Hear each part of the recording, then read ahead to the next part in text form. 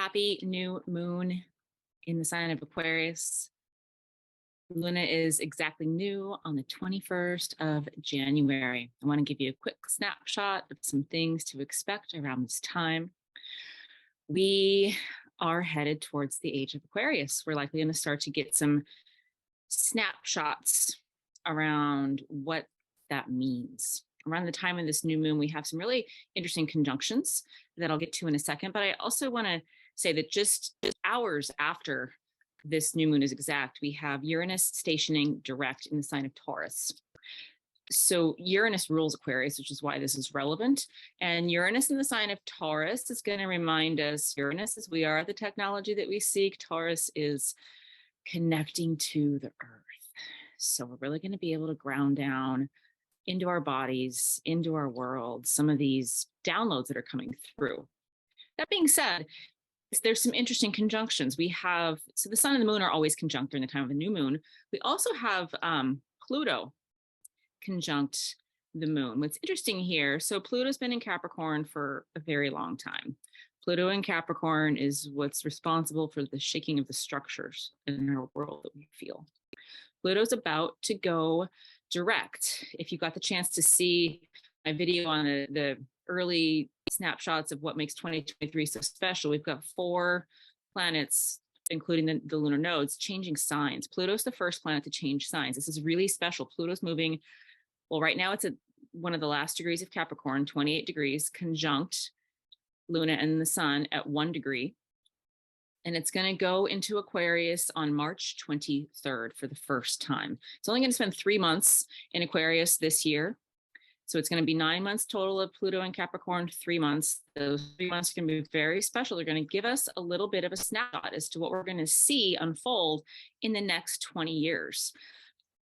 But more than 20 years, the next 2 or 3 years are where it's going to be very special and play out. So in 2024, Pluto will kind of spend more time in Aquarius than in Capricorn. It'll spend 9 months in Aquarius, where it's headed, and only 3 months in Cap. And then by 2025, we have 20 years of Pluto in the sign. It's going to be a very exciting time for us to be alive. And not only do we have Pluto conjunct Luna, well, let me get to what this means. Pluto, when it moves into Aquarius, Pluto is the planet of death and rebirth. I'm sensing that the death part is what we've been living. The rebirth part is Aquarius. Aquarius is where we're headed. So Pluto in Aquarius is going to be interesting to see what develops, what inspires us, what things come out from beneath the surface that might be hidden from our consciousness so that we can start to see what it is that we're capable of.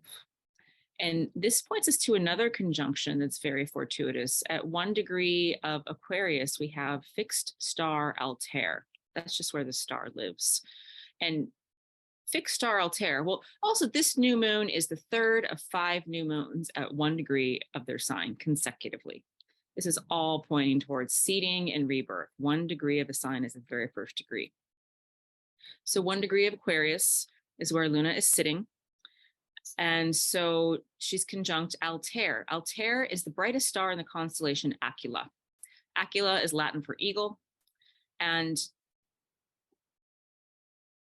it's not only the brightest star in the constellation Aquila, it's 12th brightest star in our nighttime sky. This constellation has some really wonderful energy for us to receive and download. It's associated with intuition and courage and fortitude and bravery and everything. It's going to give us just that sort of extra juju to get over any seemingly self-imposed belief systems that are still lingering, and also to really get excited about where we're headed. I talk a lot about that in the podcast, and I give us a meditation to do. But for the purposes of this quick snapshot, I want to give you a sneak peek that Aquila and Altair are also associated with Egyptian goddess Nekbet. Nekbet is a vulture and eagle goddess. She's the protector of the pharaoh her and her sister are the symbols of the uniting of Upper and Lower Egypt, and they're seen as the supreme protectors. So this is really wonderful energy we have for giving us courage, giving us energy, giving us strength, and also giving us any sort of protection from whatever is in the collective that no longer serves us. Protection really means releasing whatever we're carrying that does not serve. So during this new moon, we're going to be getting a really wonderful but brief glimpse into where we're headed, the age of Aquarius, the energy of Aquarius. And Aquarius is the water bearer.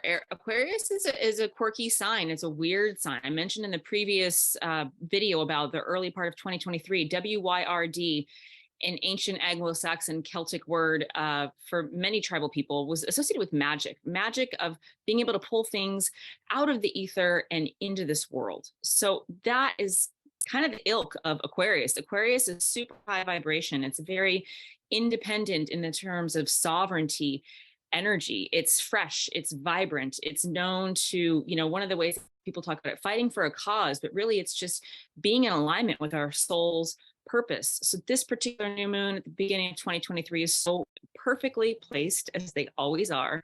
Oh, I forgot to mention, this is a super new moon. So all this energy is also super because Luna is extra close to the earth, means her energy, her downloads are going to be felt by humanity in a really wonderful way.